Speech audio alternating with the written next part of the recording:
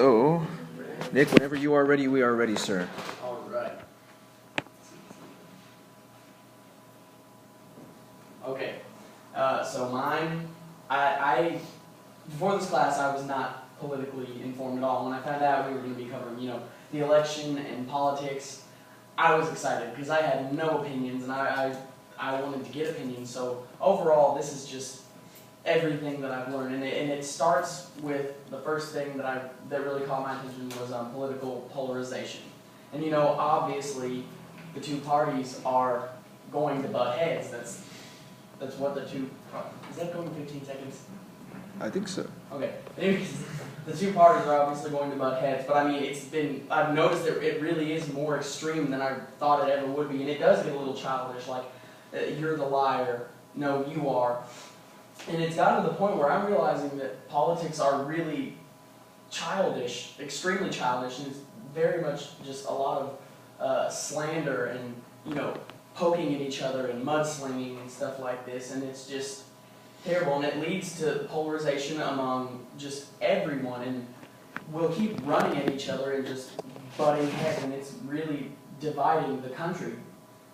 And political polarization just causes a tear, and it shows in things like the debates too.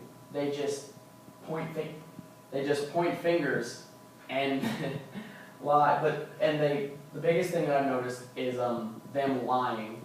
I think the fact that there are even fact checks is ridiculous in politics. I think that lying shouldn't even be an issue, especially not on national television. That should be something they should be ashamed of.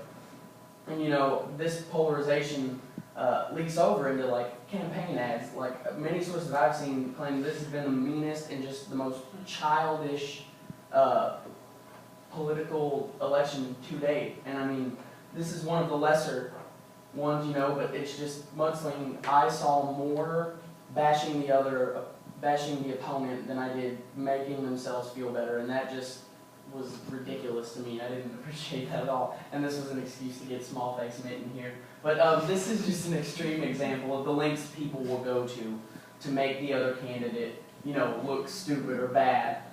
As you can see, little face Mitt. And but the media, bias in the media really just, sadly reinforces all of those campaign ads and what people believe, and it makes it easier for people to believe those ridiculous campaign ads because, no matter where you go in the media, it's going to be biased because sadly to them, the truth is subjective and they make the facts. But, people typically already have their beliefs set in and they're going to believe what they're told. They have it already set in their mind. And, I know I'm a Democrat now, I know who I want, but I mean, it's everywhere. Can't deny it. It's, each candidate has their news sources that back them up. And obviously there are the more obvious ones like Fox News who are just, bam, Romney's amazing. They just don't cover it up at all. And I think that's a little ridiculous. You should always try and, check their facts, go to multiple sources.